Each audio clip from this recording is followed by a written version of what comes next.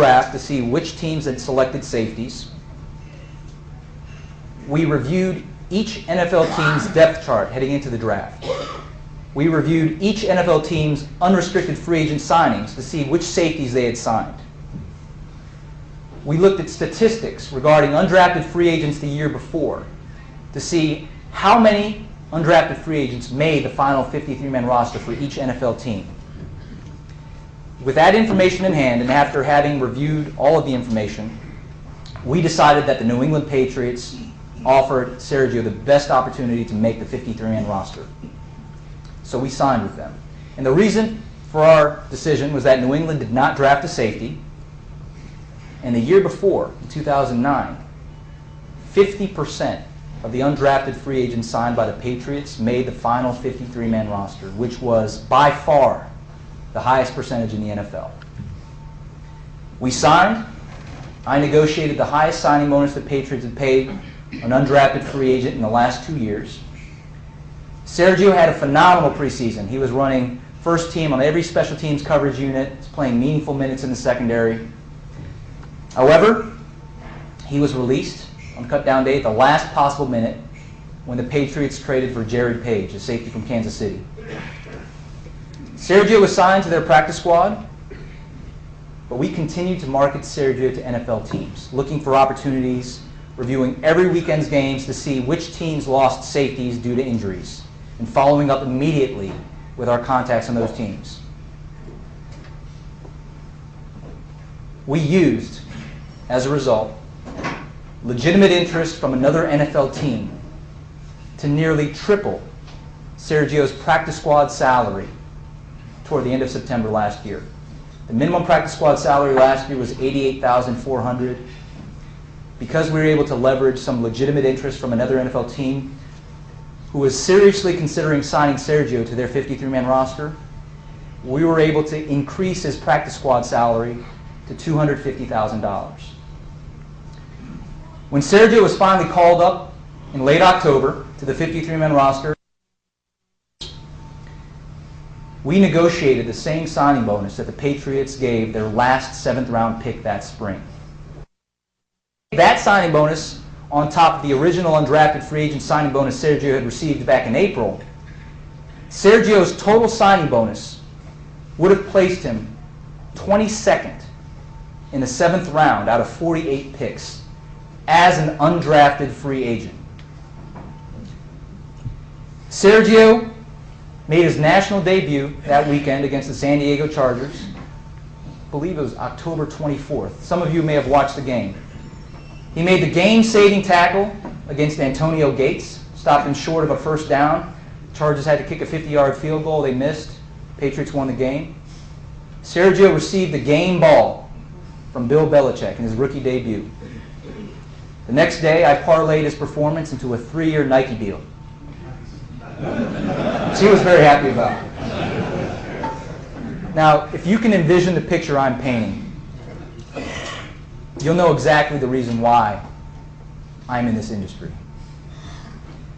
Combine trainer at a top facility who trains dozens of NFL clients and who's met and interacted with the largest, most established agents in the industry, once told me, "Drew Rosenhaus has nothing on you." I fully believe that, and that serves as my fuel to succeed in this industry. Cream rises to the top. As long as you work hard, and when I say hard, looking at my page, all capital letters, bold-faced, hard. Maintain faith in yourself. Surround yourself with good people who share the same values and core beliefs. Keep integrity at the core of everything you say and do. And for me, I can define integrity as what do you do when no one else is looking? Finally, and most importantly, safeguard and nurture your faith in God. If you do this, and I really believe this, you will find peace, fulfillment, and success by any standard. Henry David Thoreau once said, "If one advances confidently in the direction of his dreams and endeavors to live the life which he has imagined, he will meet with a success unexpected in common hours. I dared to follow my dream, and I urge everyone to do the same. Now, to discuss the NFL lockout,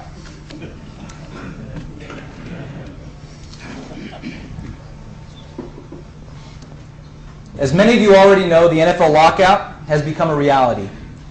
The NFLPA has decertified, and certain high-profile league plaintiffs, such as Tom Brady, Peyton Manning, and Drew Brees, are suing the NFL owners on antitrust grounds, while simultaneously suing for an injunction to end the lockout. The hearing will be held on April 6th. As you guessed, the key issue comes down to money. The NFL is big business. Generated over $9 billion in revenues last year. Under the previous CBA, owners were entitled to take $1 billion off the top before revenues were then split with the players. Players received 58.6% of this amount, which, after you take into account the $1 billion off the top, amounted to a 50-50 split. The owners felt that this was a bad deal, so they opted out of the current CBA, or the previous CBA, back in 2008. They are now asking for another $1 billion to be taken off the top, for $2 billion altogether, before the remaining revenues can be split with players. Their argument is that the previous financial model did not work, and that teams were losing money and making menial profit margins. Throughout the course of the negotiations, Players Union has asked the owners for financial transparency, which simply means that they wanted the owners to open up their books. They can claim losses, dropping profit margins, but the Players Union wanted them to open up their books so they could see that and validate these claims themselves. The owners have continually refused to do so. The owners did have quite a bit of leverage throughout the course of these negotiations because they were initially due a $4 billion television network advance, which meant that if no games were played this year, NFL owners would have still received $4 billion from the television networks. However, earlier this month, Judge David Doty up in Minneapolis overruled the special master's decision and held that the owners acted in bad faith when they negotiated the previous TV contracts because they were essentially preparing to lock out the players this year by agreeing to that $4 billion advance. This was a very favorable ruling for the players. Regardless of the current lockout and ongoing litigations, I believe that the fact that the owners do not have a $4 billion war chest bodes well for an eventual resolution before the start of the regular season. If no NFL regular season games are played this year, NFL teams will lose $200 million per week. And even for billionaires, that is a tough pill to swallow. Other peripheral issues during the CBA negotiations include a rookie wage scale, an 18-game schedule, and increased pension and benefits for retired players. The widely held consensus among owners, agents, players, and media is that there will be nothing happening until the judge makes his ruling, or her ruling, on April 6th.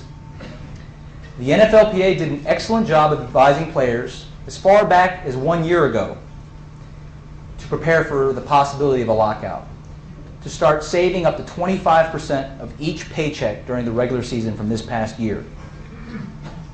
During the lockout, the key challenge for NFL veterans is to continue to work out and stay in shape without getting bored. And I have a client that right now is a kick returner, cornerback for the New York Giants, who lives and trains in Orlando, Florida. He legitimately texted me over the weekend and said, "Hey, can I get a tryout with the Orlando Predators of Arena 1? I'm bored. I'm losing my mind. I want to play football and compete." So this is a reality.